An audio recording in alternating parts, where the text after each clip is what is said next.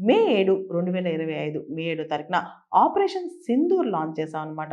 ఏదైతే పాకిస్తాన్‌లో terror infrastructure ఉందో, ఈ లష్కర్ ఇ తోయిబా క్యాంప్స్ ఉన్నాయో వాటిని డిస్మాంటిల్ చేశామనమాట. దాదాపు 9 టెర్రర్ క్యాంప్స్‌ని హిట్ చేశాం. 100 మందికి పైగా టెర్రరిస్ట్‌ని కూడా చంపేసామనమాట.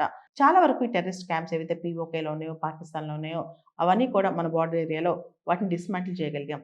ఆ తర్వాత 3 రోజుల తర్వాత మే 10 తారీఖు ఇండియా, పాకిస్తాన్ మధ్య DGMOs director general of military operations వాళ్ళు కూర్చొని దాన్ని శాంతి చేసుకున్నారనమాట. ఆ తర్వాత నుంచి ఈ గొడవలు సద్దుమణిగాయి. ముఖ్యంగా పహల్గామ్ టెర్రర్ అటాక్ అనేది మన మనసుల్లో, మనందరి మదిలో అలా ఉండిపోయి ఒక చేదు జ్ఞాపకం అని చెప్పొచ్చు. ఎవరైతే టూరిస్టులు చనిపోయారో వాళ్ళందరికీ కూడా ఈరోజు అందరూ సంవత్సరం అయిపోయింది. వాళ్ళందరికీ నివాళులు అర్పిస్తున్నారు. అంతేకాదు మన దేశం ఎంత స్ట్రాంగ్‌గా నించుంది.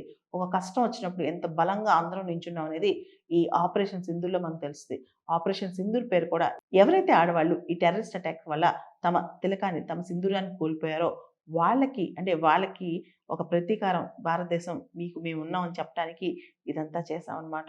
సో, పహల్గామ్ టెర్రర్ అటాక్ మనకి మిగిల్చిన చేదు అనుభవం.